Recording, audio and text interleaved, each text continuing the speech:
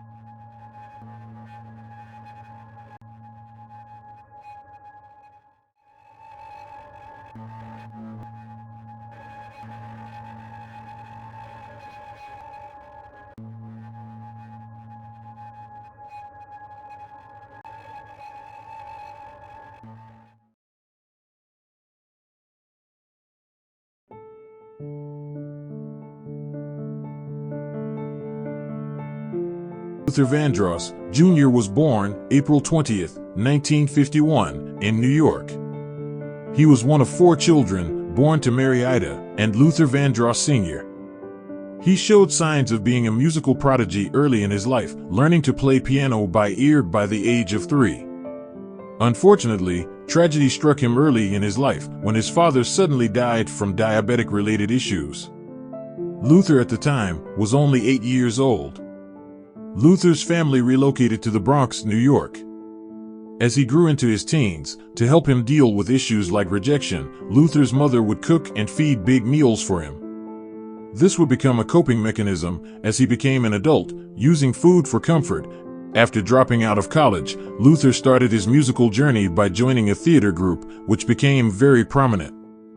They performed in front of crowds that were in the thousands and appeared on TV shows like Sesame Street. By the 1970s, Luther began to branch out into songwriting. He wrote the song, "Can You Feel a Brand New Day?" for the Broadway musical of The Wiz, and also jingles for commercials.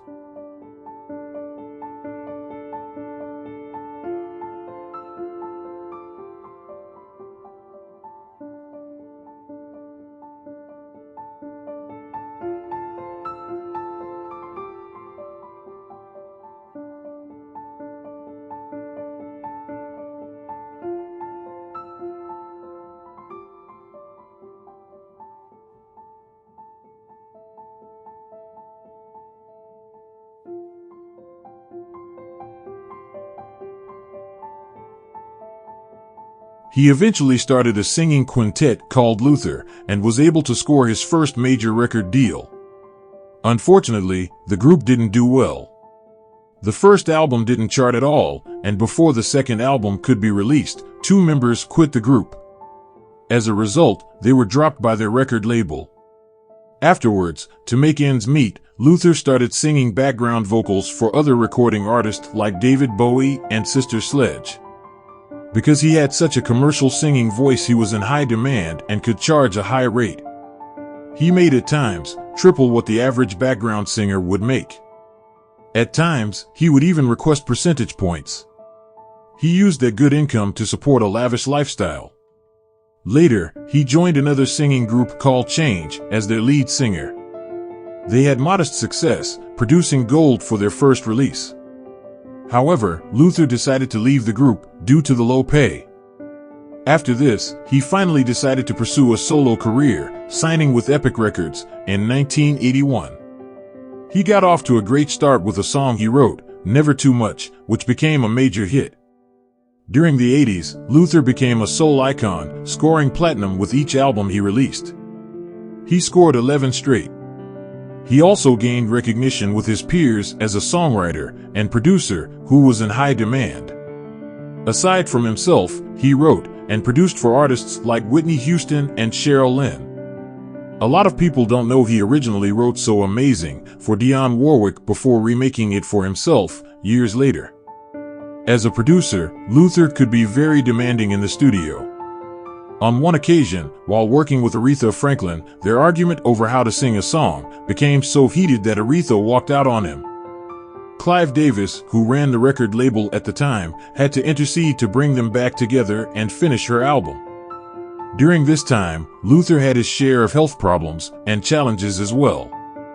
It was becoming an issue, and his atrocious eating habits played a factor. Luther suffered from having diabetes and hypertension stemming from being extremely overweight. Before going to sleep, Luther would take a handful of aspirin so he wouldn't wake up with a massive headache. He was not just overweight, but considered obese, ballooning to over 320 pounds. He eventually would experiment with different types of diets like liquid ones, some which could be dangerous. He would at times lose massive pounds doing them, but his will to stick with it wasn't strong. His weight, over the decade, constantly fluctuated, which generally isn't healthy. Aside from that, Luther was doing okay, especially financially and socially. However, things were about to change.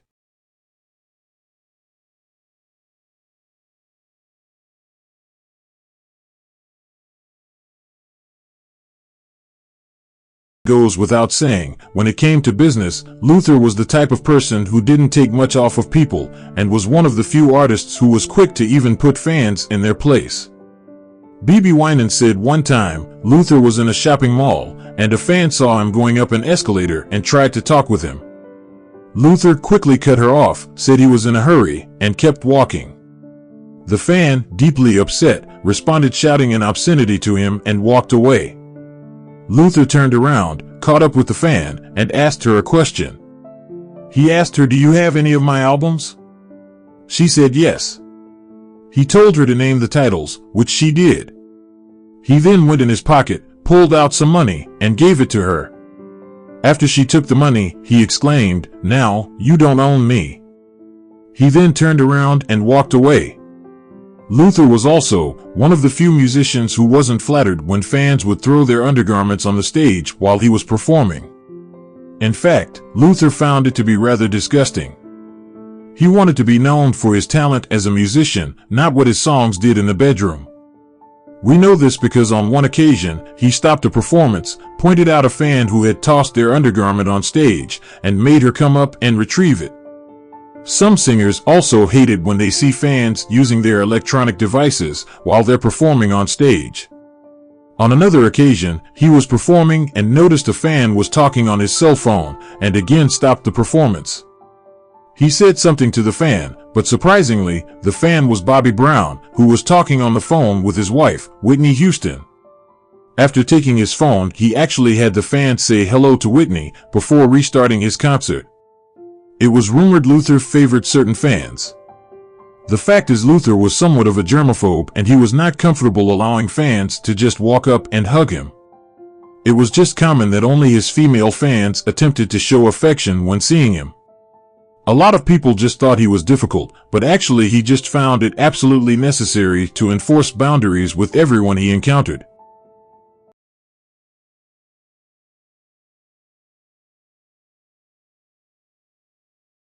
Luther, back in 1986, was in a serious car accident that came close to changing his life forever.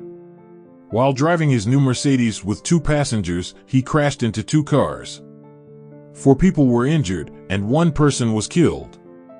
Luther got into major trouble over this. After a police investigation, he almost went to prison. Months before, Luther was watching the hit show Star Search and discovered a young teen sensation by the name of Jimmy Salvemini. The teen was doing well in the singing competition. At the time, Jimmy was being managed by his older brother Lawrence. So impressed by his talent, Luther contacted the show and offered to make Jimmy's demos and produce his first album. After completing a recording session, Jimmy and his brother, Lawrence, decided to take a ride with Luther in his new Mercedes. During the ride, Luther crossed over to the wrong lane, heading into oncoming traffic, hitting several cars. The victims in the accident ranged in age between 48 and 57. Lawrence, who was riding in the front seat with Luther, was killed, while Jimmy suffered minor injuries. After an investigation, the police recommended to the district attorney's office that Luther be prosecuted for felony manslaughter. They determined that Luther was driving at an excessive speed before swerving into the middle lane. Luther was in jeopardy of spending several years in prison, especially considering that one person was killed. In the end, Luther pleaded no contest in court. He got his license suspended for 1 year, ordered to perform a charity concert, and set up a foundation. He also reached a financial settlement with the Salvemini family as well. Due to the fact that the major media at the time was local television and radio, the story never reached past the surrounding area, and he was pretty much able to keep the issue under wraps. Despite the tragedy, Jimmy's album was released on time, and he promoted it well. It met with moderate success.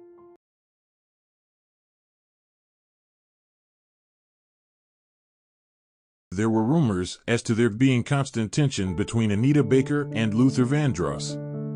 Around 1988, the two decided to tour together for 3 months. Initially, the tour was highly successful, sometimes earning $1 to $3 million per show. However, tensions from all areas, professionally and personally, made it extremely difficult for the two artists to coexist. Luther had deep personal issues. Luther, by this time, was trying to branch out. He had been in the industry for 5 to 6 years and had not accomplished 2 of his major musical goals. He didn't score #1 on the Billboard's album charts, and also, he never won a major music award like a Grammy. That year, both Anita and Luther were nominated for Grammys. Luther requested Anita sing a song with him for the show, which she initially accepted. However, on the day of the pre-recording session, Anita did not show up. Anita decided to cancel the performance with him and instead performed by herself. To make matters worse, Anita won a Grammy Award, while Luther walked away empty-handed. While they were in concert, Luther, by mistake, referred to Anita as his opening act. Anita's team immediately found this to be inappropriate, considering they were supposed to be co-headliners. This is understandable because being considered an opening act could possibly devalue her tour opportunities financially. Eventually, it is believed that Anita and Luther were able to make amends. It was reported that Anita admitted that the reason she might have been difficult was because during the tour, she was pregnant with her first child. However, after several months, she had miscarried. After this experience, Luther decided to make some changes for his upcoming tours. By the 90s, especially late into the decade, Luther was still prominent, but not doing as well as he was during the early 80s. His album sales were no longer automatically platinum. Someone convinced him to try something different, to attract a younger audience. It was suggested to hire a hot new girl group, En Vogue, to be his opening act for his next tour. It was no secret within the industry that financially, the group was barely making any money. Luther decided to take advantage. He offered them the opportunity to be his opening act at $50,000 per show. En Vogue accepted the offer. In the end, the partnership ended up being a total disaster. The two could never see eye to eye on any aspect concerning the tour production. Just like before with Anita, their relationship was very contentious. At some point, En Vogue would even go public, telling the media about how miserable it was working with Luther, disparaging his image. Until today, Luther's side of what happened with En Vogue was never made public. There are some issues that need to be clarified. From the start of the project, En Vogue had serious tensions with Luther. He asked him to help promote the tour by going on the Arsenio Hall show. However, the group felt that they were overexposed at the time and declined to go on the show. Luther did not take this very well. In fact, throughout preparation for the tour, Luther kept harping to the girls about it, as if they betrayed him. At one point, Dawn even confronted him about his constant complaining, which began the first of several heated verbal exchanges between them. Things eventually became so stressful that the girls started referring to Luther as Lucifer behind his back. What they and many of his crew didn't know was that Luther was having major personal problems and experiencing tragedy. Luther's only living sister suddenly died from complications of diabetes. She was his third sibling that had died from the sickness. Luther had to juggle flying out to arrange her funeral and then coming back to meet his tour obligations. Also, his tour manager had become fed up with Luther's constant demands and decided to abruptly quit. Luther on one occasion fired a staff member for not bringing his food within a certain time. For this particular tour with En Vogue, Luther set out obscure guidelines for the girls, which they found to be challenging. In one instance, they were not allowed to wear primary colors while performing. Luther's reasoning was he had spent $12,000 to $20,000 on outfits for his backup singers and did not want En Vogue to emulate them. Also for performances, he had a rotating stage. The girls complained that they did not like having their band up on stage with them while his was on the ground floor. They requested to have their band on the floor as well, because the audience sitting behind them couldn't see the performance. They were getting bad reviews about this issue. However, Luther said no to the request and was very particular about why. When the girls were close to ending their performance on stage, Luther figured it was better to have his band simultaneously preparing and setting up, so that once the girls were done, he could simply go out on stage and begin his set. This system is why his concerts always started on time, which his fans appreciated. According to him, this system would not have worked with both bands in the area at the same time. Luther overall refused to compromise for the girls in any capacity. At some point, Luther had an official private meeting with the girls about their gripes. Luther reinstated to them that these terms is what they agreed to when they signed up to tour with him. He also reminded them that since he stated these terms in the contract, he could sue if they didn't oblige to it. Unfortunately, throughout the duration of the tour, things never improved. Luther in some aspects even became petty, calling the police on them when they passed his doorway to enter the stage. Cindy was pregnant with her first child at the time. It all finally came to a halt when the girls decided to pre-record their concert songs in a recording studio and fire their backup band. Another group, Milli Vanilli, had done the same thing when they were headlining the year's MTV tour. While they were performing on stage and pretending to sing, one of the tracks they pre-recorded had started skipping over and over, causing them major embarrassment. The video of the incident went national. To Luther, this was not good musicianship, and he was paranoid this would happen to him. When Luther found out that the girls pre-recorded their performance, it was the final nail in the coffin. Both the girls and Luther decided it was best to part ways. The girls were eventually replaced for the last leg of the tour.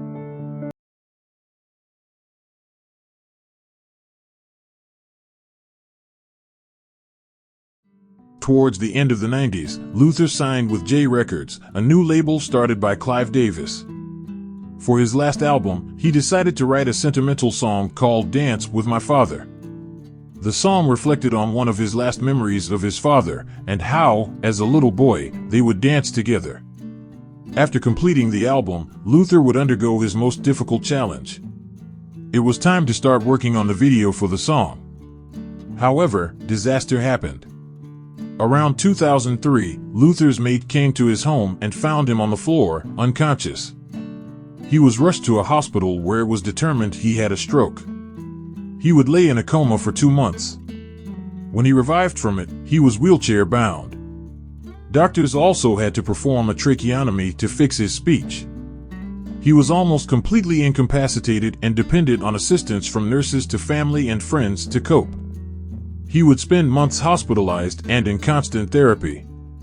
In the meantime, his album was released and sold almost 500,000 copies in its first week. For the video, fellow recording artists submitted pictures and videos since he could not do any promotion. This contributed a lot to the album's success. To top it off, Luther's song, Dance With My Father, reached #1 on Billboard's album charts. This was a first for him after over 20 years in the industry.